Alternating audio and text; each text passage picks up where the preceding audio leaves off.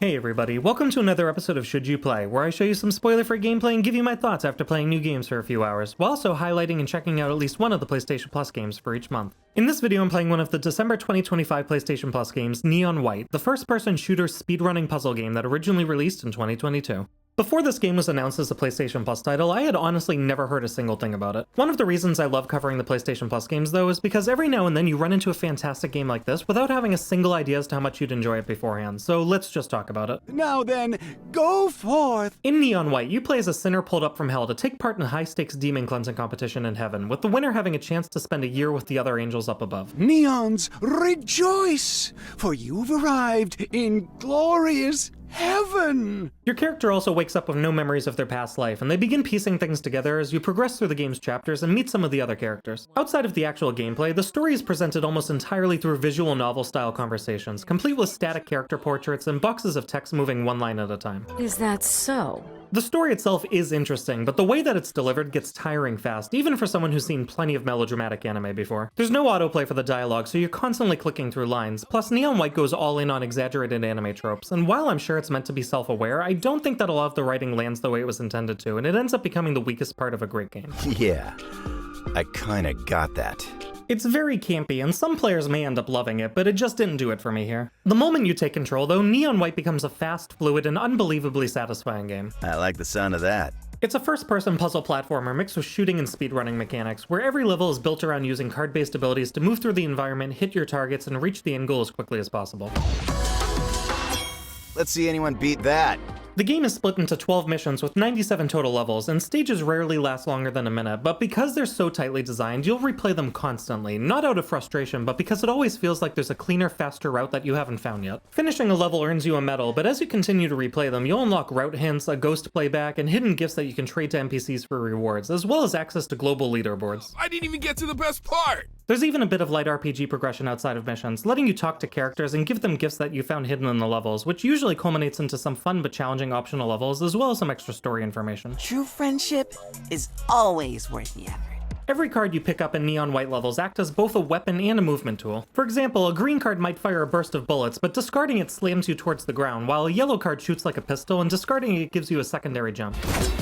Later on in the game, you'll find yourself chaining ability after ability without ever touching the ground, and even dying constantly doesn't hurt because restarts are instant, levels are short, and the flow is addicting. The game also does a great job at teaching you the mechanics gradually, but after a while, you'll be left on your own to experiment with the cards in a way that doesn't leave you at a disadvantage. Enemies can deal damage to you though, so even while you're sprinting at full speed, you still need to pay attention to their attacks, but they're usually easy enough to avoid as long as you're paying attention. What really holds it all together is the level design though, as routes are intuitive enough the first time through, but the moment you start chasing faster times or hunting for gifts, you realize there are alternate paths hidden out of plain sight. Not too shabby. It takes a minute to wrap your head around everything in the game, but once it clicks, you really do start to fly through levels like a parkour champion. This might not be so bad after all. Neon White also has a great sense of style. The environments are clean, readable, and bold, and the art direction works beautifully with how fast you're moving. The vibes are immaculate. Some textures will look lower res if you stop and stare, but you're almost never standing still long enough to notice, so it's not anything that's worth making a big deal about. The presentation outside of gameplay though, specifically the visual novel style dialogue, is easily the weakest looking part of the whole experience due to the lack of any real movement, especially compared to how slick the levels are. Damn, that sucks. Voice acting is excellent across the board though, with Steve Bloom absolutely killing it as the voice of Neon White, even if I can't stop hearing Spike Spiegel or Zabuza whenever he talks. That's enough out of you.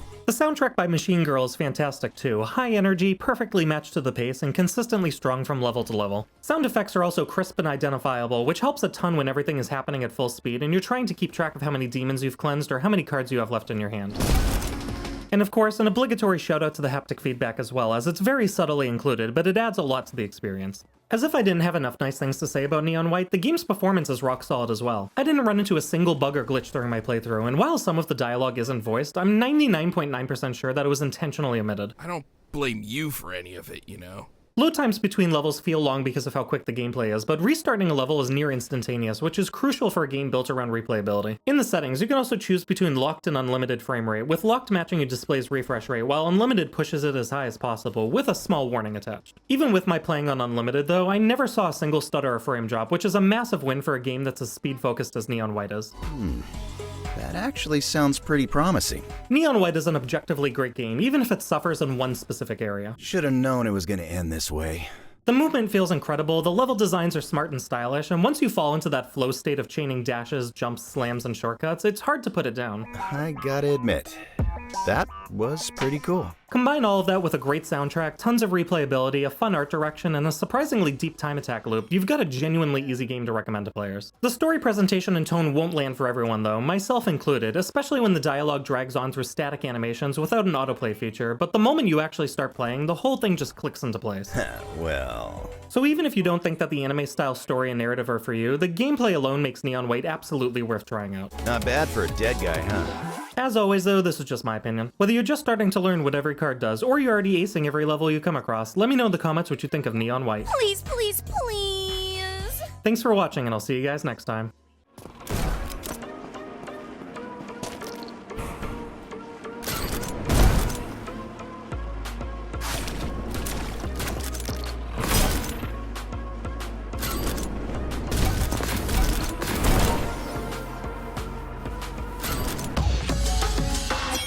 Not bad.